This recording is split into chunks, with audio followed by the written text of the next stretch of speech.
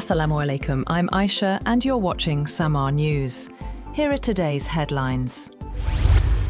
US President Donald Trump has said the United States hasn't even started destroying what's left in Iran, reiterating vows to increase the ferocity of attacks on its infrastructure as dozens of countries sought ways to restart vital energy shipments through the Strait of Hormuz. He wrote on social media that Iran's bridges were next, then electric power plants, adding that Iran's leadership knows what has to be done and has to be done fast. He earlier posted video of the US bombing a newly constructed bridge between Tehran and the major northwest suburb of Karaj. Meanwhile, President Trump says the United States can reopen the Strait of Hormuz with more time as pressure grows to end the conflict. In a social media post, he said Washington could restore access to the key oil route and benefit economically. The strait, which carries a major share of global oil supplies, remains effectively closed by Iran in response to US and Israeli strikes.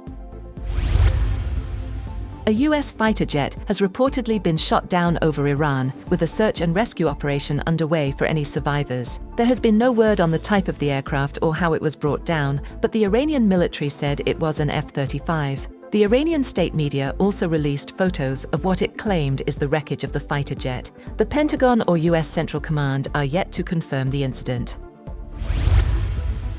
On the other hand, US Army Chief of Staff Randy George has been fired by Defense Secretary Pete Hegseth in the latest purge among the Pentagon's most senior ranks. Even as Hegseth, a former Fox News host, has moved quickly to reshape the department, firing a general during wartime is nearly without precedent. The Pentagon confirmed that George, who had more than a year left in his term, will be retiring from his position as the 41st Chief of Staff of the Army, effective immediately. It said in a statement, it was grateful for George's decades of service. We wish him well in his retirement.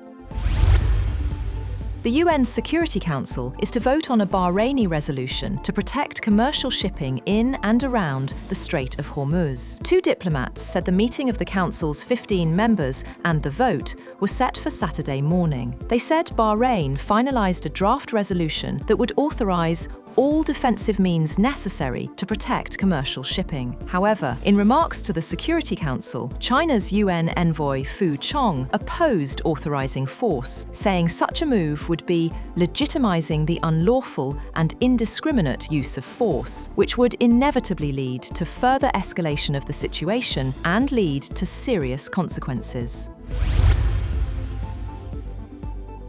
China has said that negotiations between Afghanistan and Pakistan are advancing steadily, following reports that the South Asian neighbours were meeting there. Chinese Foreign Ministry spokesperson Mao Ning told a daily press conference that both Pakistan and Afghanistan attach importance to and welcome China's mediation and are willing to sit down for talks again, which is a positive development. Mao did not say where the talks were being held, though the neighbours have previously said they were in Urumqi. China has been trying to mediate between the allies turned foes, holding telephone calls with their foreign ministers and sending a special envoy on visits in March.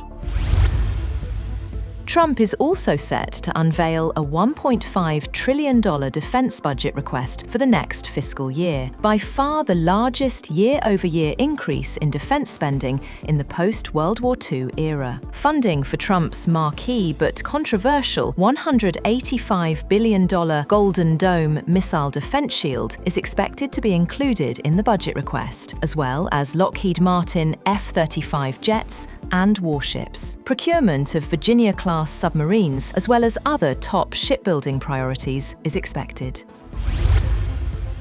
And Myanmar junta chief Min Aung Hlaing has been elected president after breezing through a parliamentary vote, formalising his grip on political power in the war-torn nation, 5 years after he ousted an elected government in a coup. Lawmakers from the dominant Union Solidarity and Development Party and the military's quota of appointed armed forces legislators coalesced to back Min Aung Hlaing, with the former commander-in-chief winning the vote by a huge margin.